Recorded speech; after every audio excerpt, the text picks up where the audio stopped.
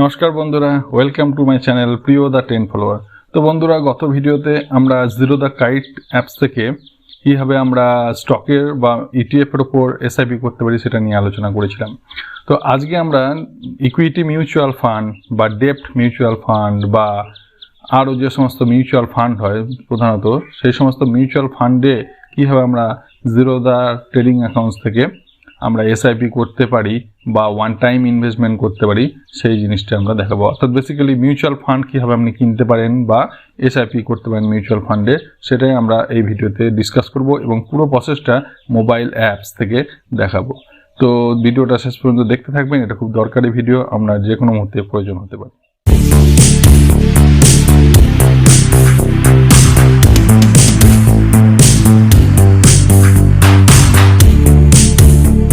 ভিডিওর পরবর্তী অংশে যাওয়ার আগে বিধিসম্মত সতর্কীকরণটি পড়ুন, বুঝুন এবং গ্রহণ করুন। এই ভিডিওটি দেখার অর্থ আপনি বিধিসম্মত সতর্কতা পড়লেন এবং সজ্ঞানে সুস্থ মস্তিষ্কে তা মেনে নিলেন। বন্ধুরা, জিরোদার অ্যাকাউন্ট থাকলে সেখান থেকে ডাইরেক্ট মিউচুয়াল ফান্ড বা ডেট ফান্ড কিনতে গেলে আপনার চাই জিরোদা কয়েন নামক অ্যাপসটি। তো সেটা প্লে স্টোর থেকে জাস্ট কয়েন লিখে সার্চ করলেই আপনি দেখতে পাবেন কয়েন বাই জিরোদা। তো এই অ্যাপসটা আপনাকে প্রথমে ইনস্টল করে নিতে হবে, যেটা অলরেডি আমার মোবাইলে ইনস্টল করা আছে। তো আমরা এবার দেখে নেব যে কয়েন্স অ্যাপের ভেতরে কি করে এসআইপিগুলো করতে হবে। তো আমরা জিরোদার কয়েন অ্যাপসে লগ ইন করেছি এবং এখানে আমাদের কোনো ইনভেস্টমেন্ট নাই, তাই ওয়েলকাম পেজটা এইটা ফার্স্ট পেজ এইভাবে দেখাচ্ছে। এবার আমরা চলে আসবো, দেখব ইনভেস্টমেন্ট। এখানে কোনো ইনভেস্টমেন্ট আমার নেই, এসআইপি ক্রিয়েট করা নেই, অর্ডার্স নেই। একটা অর্ডার্স আমি সিলেক্ট করেছিলাম, তার জন্য এখানে দেখাচ্ছি। এরপরে আমরা যদি এসআইপিতে যাই, এক্সপ্লোর নাও করি, তাহলেই ডিসকভার সেকশনটাই চলে আসছে। তো এখানে ডিসকভার সেকশনে গিয়ে আপনাকে ডাইরেক্ট ইকুইটি, ডেপ্ট, hybrid, index fund, fund of fund এবং সলিউশন ওরিয়েন্টেড ফান্ডসের অপশান দিচ্ছে। তো আমরা প্রথমে ইকুইটি মিউচুয়াল ফান্ড দেখব। ইকুইটি মিউচুয়ালে হাত দিলেই এর অনেক রকম ক্যাটাগরি আমাদের খুলে গেল। প্রথমটা হচ্ছে এনি, অর্থাৎ যে কোনো ধরনের equity, ELSS, large cap, mid cap, value, large এবং মিড ক্যাপ, মাল্টি ক্যাপ, এরকম বিভিন্ন আমাদের ইকুইটি মিউচুয়াল ফান্ড দেখাচ্ছে। তো আমরা একটা লার্জ ক্যাপ সিলেক্ট করি। তো লার্জ ক্যাপে দেখুন ICICI Prudential blue chip fund, এটা দেখুন দুবার দেখাচ্ছে। প্রথমটাতে দেখাচ্ছে ICICI Prudential blue chip fund, AUM অর্থাৎ অ্যাসেট আন্ডার ম্যানেজমেন্ট, অর্থাৎ কত টাকার ফান্ড, এটা 27,032.68 কোটি টাকার ফান্ড, যেটা টাইপ হচ্ছে ইকুইটি এবং ডিভিডেন্ড ইন্টারিম পে আউট, অর্থাৎ ডিভিডেন্ডটা আপনাকে পে করে দেবে। তাই এই ফান্ডটার আপনার রিটার্ন কম হবে। যেহেতু এই ডিভিডেন্ড পে করে দিচ্ছে, আপনি দেখছেন 3 ইয়ার CAGR হচ্ছে মাত্র 6 পয়েন্ট আর 5 ইয়ার হচ্ছে 8.74%। এখানে এক্সিট লোড আছে। এক্সিট লোডের অর্থ হচ্ছে গিয়ে আপনি যদি প্রি ম্যাচিওর এটাকে বিক্রি করে দেন তাহলে 1% আপনার ডিডাক্ট করে দেবে। এক্সপেন্স রেশিও 1.21%, অর্থাৎ খরচ পড়বে প্রতি বছরে প্রায় 1.1%। তো আমরা যদি আরও নিচের দিকে আসি তাহলে দেখতে পাবো asset under management, last dividend দিয়েছি 11 জানুয়ারি 2021, ফান্ড ম্যানেজারের নাম রাজত চন্দাক এবং এই ফান্ডটা কোন সেক্টরে কী রকম অ্যালোকেশন করেছে তার ডিটেলস এখানে দেখিয়ে দিচ্ছে। আর একটু নিচের দিকে গেলে জাস্ট ফান্ড হোল্ডিংসটাও আমরা দেখতে পাবো যে কোন কোন কোম্পানিতে কতটা করে ইনভেস্টমেন্ট এই ফান্ডটা করছে বর্তমানে, সেটা দেখব। ভিউ অলে ক্লিক করলে আপনি দেখতে পাবেন আইসিআইসিআই ব্যাঙ্ক সর্বোচ্চ, HDFC bank, Infosys, Reliance, Axis, এইভাবে বিভিন্ন কোম্পানিতে এর ইনভেস্টমেন্ট আছে। তো আমাদের এগুলো দরকার নেই, কিন্তু আপনি যদি চান একটু পড়াশোনা করতে এই ফান্ডগুলো দেখতে পারেন।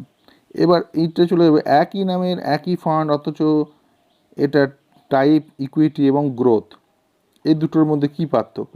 তো আমরা যদি গ্রোথ ফান্ডটায় ক্লিক করি তাহলে দেখতে পাবো এখানে 3 ইয়ার CAGR 12.8, যেটা অনেক হাই, এবং একেবারে 5 ইয়ার CAGR হচ্ছে 15.82%, খুব হাই রিটার্ন জেনারেট করছে। এর কারণ একটাই, যেহেতু আমরা ডিভিডেন্ড পে আউট ফান্ডে একটা নির্দিষ্ট সময় পর পর ডিভিডেন্ড বা লভ্যাংশটাকে আমরা তুলে নিচ্ছি, তাই ওর ফান্ড ভ্যালুটা কম হারে বাড়ে, কিন্তু এখানে ডিভিডেন্ডটা রিইনভেস্টেড হয়ে যাচ্ছে, তাই ফান্ডটা অনেক দ্রুত বাড়বে। একই বাকি ডিটেলস সব কিছু একই থাকবে, একই ফান্ড হোল্ডিং দেখাবে সব কিছু। তো আপনি ধরুন এই আইসিআইসিআই প্রুডেন্সিয়াল ব্লু চিপ ফান্ডটাকে কিনতে চান, তো ডাইরেক্ট যদি একবারের জন্য কিনতে চান তাহলে এখানে বাই করতে পারেন অথবা এসআইপি করতে পারেন। আর যদি এই ফান্ডটাকে ওয়াচ লিস্টে দেখতে চান তাহলে এখানে add to watch list click করলেই আপনার ওয়াচ লিস্টে যোগ হয়ে গেল। এবার বাই করি, দেখি বাই করলে এখানে দেখুন মিনিমাম 100, অর্থাৎ 100 টাকার মিনিমাম ইনভেস্টমেন্ট অ্যামাউন্ট এখানে চাই। এখানে দ্বিতীয় একটা বক্স আছে কন্ডিশনাল অর্ডার। কন্ডিশনাল অর্ডার দেওয়ার অর্থ হচ্ছে একটা নির্দিষ্ট কন্ডিশন বা ন্যাপ ভ্যালু এলে তখনই এটা এক্সিকিউট করবে, অর্থাৎ অনেকটা লিমিট অর্ডার দেওয়ার মতো। 57.81 ন্যাব আছে, এটাকে আপনি চেঞ্জ করতে পারেন। ধরুন 57.5-এ আসলো, তবে আপনি কিনতে চান, তো এখানে গিয়ে এবার জাস্ট বাইয়ে হাত দিলেই এটা বাই অর্ডার চলে আসবে। তো আমরা বাই করব না, জাস্ট দেখানোর জন্য বলছি। একইভাবে এবার চলে আসি এসআইপিতে। এসআইপিটায় হাত দিলাম, এখানে প্রথমে আপনার ফান্ড দেখালো, ইনিশিয়াল ইনভেস্টমেন্ট কত চাইছেন, অর্থাৎ প্রথমবার কত টাকা কিনতে চাইছেন, এবং তারপর ইনস্টলমেন্ট অ্যামাউন্টটাকে আপনি বাড়াতে পারেন। ইনিশিয়াল ইনভেস্টটাকে আপনি 1000 টাকা করে দিলেন, এটাকেও প্রতি মাসে 1000 টাকা করে কিনতে চাইছেন, তো এইভাবে আপনি সেট করতে পারেন। এবার দেখুন অপশান দিচ্ছে ফ্রিকোয়েন্সি, উইকলি নাকি 15 দিন পর, নাকি মান্থলি, নাকি কোয়ার্টারলি। আপনার নিজের সুবিধা মতো এটাকে সিলেক্ট করতে পারেন। ধরুন আমি মান্থলিটা সিলেক্ট করলাম, তো মান্থলি করলেই এখানে মাসের কোন তারিখে আপনি এই এসআইপিটা করতে চাইছেন তার একটা অপশান দিচ্ছে। এখানে 1 তারিখের পরিবর্তে আমরা প্রথম সপ্তাহের শেষে, অর্থাৎ 7 তারিখ বা 10 তারিখ এরকম একটা করলাম। আচ্ছা, এখানে ইউনিট ক্যান্সেলড দেখাচ্ছে। এখানে টোটাল ইনস্টলমেন্ট ধরুন আপনি 1 বছরের জন্য করতে চাইছেন, তাহলে 12 মান্থস হবে, অর্থাৎ 12 মাস। তো সেটা যদি করে দেন তাহলে এখানে 12 মাসের জন্য এটা হয়ে গেল। এরপরে দেখুন দেখা যাচ্ছে স্টেপ আপটা, অর্থাৎ প্রত্যেক এর পরের বারের ইনস্টলমেন্টগুলো কতটা করে বাড়াতে চাইছেন। এখানে 10% ইনক্রিজ অটোমেটিক সেট করা যায়, আপনি না চাইলে এখানে অফ করে দেবেন, যে অটোমেটিক স্টেপ আপটাকে আপনি অফ করে দিলেন, তাহলে আর বাড়বে না, অ্যামাউন্টটা একই থাকবে। যদি অটোমেটিক স্টেপ আপটা চান তাহলে আপনি কত পার্সেন্ট ইনক্রিজ করতে চাইছেন, মিনিমাম 1% করতে হয়, এবং কোন মাস থেকে বাড়াতে চাইছেন সেটাও এখানে সিলেক্ট করুন। ধরুন আপনার জুলাই মাসে ইনক্রিমেন্টের পর আপনি আগস্ট মাসের স্যালারি থেকে এটা বাড়াতে চাইছেন, তো এখানে আগস্ট সিলেক্ট করলেন, ডেট সিলেক্ট করতে পারবেন, এখানে একইভাবে ডেটও 7 তারিখ করে দিলাম। তো এইভাবে your SIP amount will increase by ₹100, যেহেতু আমার 10% করা আছে এবং আমার এসআইপি অ্যামাউন্ট দেওয়া আছে 1000 টাকা, তাই 10% হচ্ছে 100 টাকা, তো 100 টাকা বেড়ে যাবে আগস্টের 7 তারিখের পর থেকে। তো এখানে এবার দেখুন এখানে ক্রিয়েট এসআইপি করতে হবে। ক্রিয়েট এসআইপি করার পর এখানে দেখিয়ে দিচ্ছে you are creating a monthly SIP of ₹1000 in ICICI Prudential blue chip fund for 12 times. তো এই 12 টাইমসটা যেহেতু আমরা সিলেক্ট করেছি তাই দেখাচ্ছি। এটাকে ক্যান্সেল করে আমরা যদি এটাকে ইউনিট ক্যান্সেল করে দিই তাহলে পরে এই একই জিনিসটা আবার দেখাবে। দেখুন you are creating a monthly SIP indefinitely, অর্থাৎ যতদিন না আমি এটাকে আনটিল ক্যান্সেল করছি এই এসআইপিটা ততদিন এটা চলতে থাকবে। তো এবার এটাকে যদি আমি ক্রিয়েট করে দিই কোনো অসুবিধা নেই, এটা এসআইপি ক্রিয়েটেড হয়ে গেল। এবার আমরা যে ইনভেস্টমেন্ট সেখানে দেখতে পারবো এসআইপিতে। এখানে দেখুন 1K অ্যাক্টিভ দেখাচ্ছে ICICI Prudential blue chip fund. Next instalment এর ভেতরে ঢুকে গেল 7 এপ্রিল, লাস্ট ইনস্টলমেন্ট 21 মার্চ 2021। এটা পরের দিন, যেহেতু আজ আমি রবিবার ভিডিও বানাচ্ছি তাই পরের দিন এটাকে কমপ্লিট করব। Frequency monthly infinite, start date এবং স্টেপ আপ 10% অন 7 আগস্ট। আগস্টের পর থেকে প্রতি মাসে আবার 10% করে এটা বাড়াবে, অর্থাৎ তারপরে 1100 টাকা করে কাটবে, এই আছে। এবার এখানে দেখুন মডিফাই অপশান আছে আর পাশে 3টি বাটন আছে। 3টি বাটনের একটাতে পজ আর ডিলিট করে দিতে পারেন অথবা থামিয়ে দিতে পারেন এসআইপিটা পজ করলে। তো আমরা এবার একবার মডিফাইটা দেখে নেব। মডিফাইটা গেলে আপনাকে সেই ফার্স্ট অর্ডার পেজটাতে নিয়ে আসছে। এবার এখানে আপনি ডেট বা ফ্রিকোয়েন্সি বা ইনস্টলমেন্ট অ্যামাউন্ট যা খুশি চেঞ্জ করে এটাকে মডিফাই এসআইপিতে সেভ করে দিতে পারেন। মডিফাই হয়ে গেল। আচ্ছা, এখানে অর্ডারে চলে এলো। এই যেহেতু আমরা ফার্স্ট ইনস্টলমেন্ট 1000 দিয়েছিলাম, তাই আইসিআইসিআই ব্লু চিপ ফান্ডের ফার্স্ট ইনস্টলমেন্টে এখানে বাই অর্ডারের মধ্যে চলে এসছে। ঠিক আছে, 15ই মার্চ থেকে 21শে মার্চের মধ্যে এটাকে কিনে নেবে। আচ্ছা, তো আমরা এখানে দেখতে পেলাম যে এইভাবে আমাদের এসআইপি ক্রিয়েট করতে হয়। একইভাবে আমরা যদি, এটা তো ইকুইটি দেখালাম, ডেট ফান্ডে গিয়েও তাই, liquid fund, corporate bond, low duration fund, short duration fund, money market fund, এরকম প্রচুর ফান্ড আছে, ultra short, banking and PSU এরকম আছে। তো আমাদের যেটা এখানে সবথেকে বেশি দরকার বা সবথেকে ভালো ডেট ফান্ড, সেটা হচ্ছে গিয়ে আমাদের গিল্ড ফান্ড, সরকারি গিল্ড বা এখানে গিল্ড ফান্ড দেখুন, মিনিমাম ইনভেস্টমেন্ট 5000, এক্সিট লোড নেই, অর্থাৎ যখন খুশি বুঝলেও আপনার টাকা কাটবে না, এক্সপেন্স রেশিও খুব সামান্য, 5 ইয়ারের সিএজিআর দেখে নিই 5.52%, এবং এখানে দেখছেন fund manager Dinesh Ahuja, government securities 65% allocation আছে, গভর্নমেন্ট সিকিউরিটিস, ট্রেজারি বিলেরও আছে 27.5%, এবং ট্রেপস বা রিজার্ভ রেপোতে আছে 15%, অর্থাৎ খুবই সিকিওর ফান্ড। এই ধরনের ফান্ডগুলো এর রিটার্ন অনেক কম হয়, কিন্তু এগুলো খুবই সিকিওর। তো অ্যাকচুয়ালি এগুলো ফিক্সড ডিপোজিটের অল্টারনেটিভ হিসেবে ব্যবহার করা যায়। একইভাবে এখানেও দু রকমেরই ফান্ড দেখতে পাচ্ছেন, ডিভিডেন্ড ইন্টারিম পে আউট এবং একটা আছে গ্রোথ, অর্থাৎ একটাতে ডিভিডেন্ড আপনাকে প্রতি 3 মাস পর বা 1 মাস পর আপনাকে পে করে দেবে, এবং আর একটাতে আপনার ডিভিডেন্ডের টাকাটা রিইনভেস্ট করবে। একইভাবে সমস্ত নামই দেখবেন দুবার করে আসছে। এরকম প্রচুর ফান্ড আছে, তাদের অ্যাসেট আন্ডার ম্যানেজমেন্ট আছে, তাদের বিভিন্ন হোল্ডিংসগুলো আপনি দেখে সিলেক্ট করতে পারবেন। একইভাবে ডেপ্টে যদি আমরা, আর একটা ভালো সেক্টর হচ্ছে ব্যাঙ্কিং অ্যান্ড পিএসইউ। তো ব্যাঙ্কিং অ্যান্ড পিএসইউতে যদি যাই, যেমন ধরুন আইডিএফসি ফার্স্ট, এর অ্যাসেট আন্ডার ম্যানেজমেন্ট সব থেকে বেশি এই মুহূর্তে, মিনিমাম ইনভেস্টমেন্ট 5000, 3 ইয়ার সিএজিআর হচ্ছে 9, 5 ইয়ার সিএজিআর 8.43%, যথেষ্ট ভালো রিটার্ন, এক্সিট লোড নেই। এর ফান্ড ম্যানেজার হচ্ছে অনুরাগ মিত্তল, অ্যাসেট আন্ডার ম্যানেজমেন্ট 17,583.87 কোটি টাকা, তো খুব বড় ফান্ড একটা।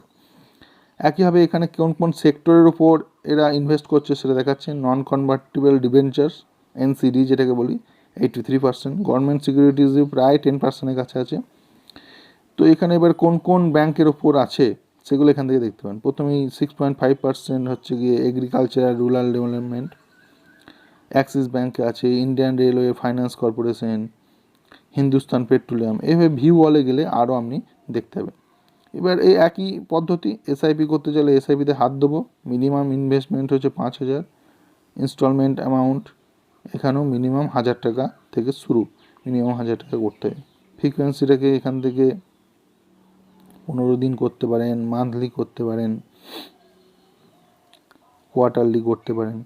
তো এইরকমভাবে আপনি সিলেক্ট করতে হবে। Until cancelled, automatic step up, এগুলো আপনি সিলেক্ট করে ক্রিয়েট এসআইপি করতে পারেন, অর্থাৎ পদ্ধতিটা সেম। এবার এখানে একটা জিনিস বলার ছিল যে যখনই আমরা কোনো এসআইপি ক্রিয়েট করেছি, তো দেখুন এই এসআইপিটায় মডিফাই যদি যাই, আমরা যখন কোনো নতুন এসআইপি ক্রিয়েট করব, ধরুন এটা দিয়ে আমরা যদি এসআইপি ক্রিয়েট করতে চাই, তাহলে এখানে দেখুন একটা জিনিস লেখা আছে যে এসআইপিটা কীভাবে ক্রিয়েট হবে। তো cut off time, order will be processed as per the cut off time. তো এই কাট অফ টাইমে হাত দিলে আমরা চলে যাব পরবর্তী একটা ওয়েব পেজে, যেখানে এই কাট অফ টাইম সম্পর্কে জিরোদা বলেছে।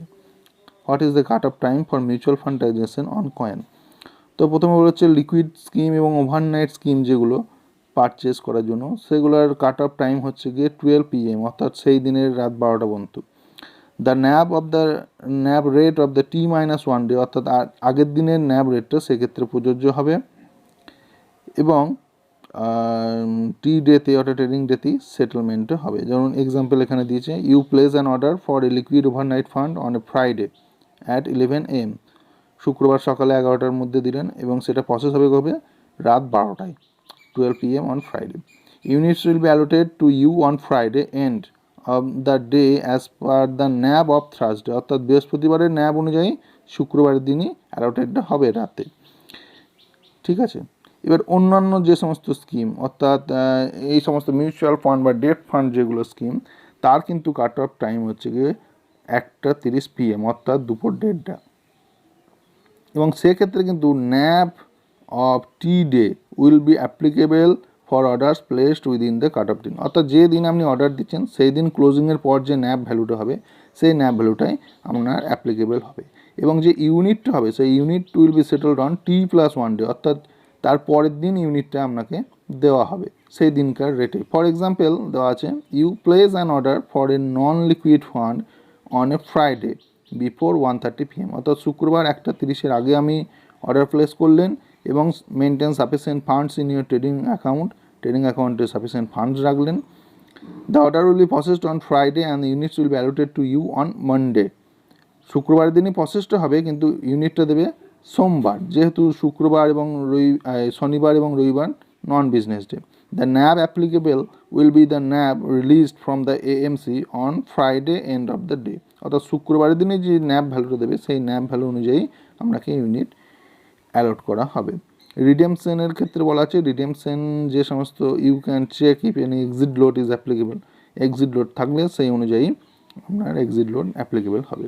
এবার এখানে কিছু নোটস দেওয়া আছে, নোটস দেওয়া হচ্ছে গিয়ে the cut off time for mutual fund orders at Zerodha is about an hour earlier since orders have to B collected and validated before being submitted on the exchange platform. অন্যান্যদের থেকে Zerodha 1 ঘন্টা আগেই cut off টাইমটাকে set করেছে, যেহেতু এটা অর্ডারটাকে এক্সচেঞ্জে পাঠাতে হবে। 2 নম্বর দেওয়া আছে যে if you sell any securities on Kite, অর্থাৎ ধরুন আপনার Zerodha কাইটের ট্রেডিং অ্যাকাউন্টে আপনার কোনো সিকিউরিটিজ বা শেয়ার কেনা আছে, সেটাকে আপনি বিক্রি করলেন। The amount will be available two purchase A mutual fund scheme only from the next working day, অর্থাৎ সেই টাকাটা, সেলিংয়ের টাকাটা কিন্তু সেই দিন আপনি ইউজ করতে পারবেন না, তার পরের দিন সেটাকে আপনি ইউজ করতে পারবেন। 3 নম্বর পয়েন্টে বলেছে the for purchase transaction the units will reflect on console on T+1 day after the settlement of units, যেদিন সেটেলমেন্ট হলো তার পরের দিন থেকে আপনার ইউনিটটা Zerodha কনসোলে দেখাবে। তো এখানে একটা জিনিস বুঝে নেওয়ার আছে যে আপনার টাকাটা কিন্তু কাটবে Zerodha কাইট থেকে, অর্থাৎ আপনার ট্রেডিং অ্যাপসের আপনার ট্রেডিং অ্যাকাউন্টে যে ব্যালেন্স থাকবে সেই ব্যালেন্স থেকে কিন্তু কাটবে।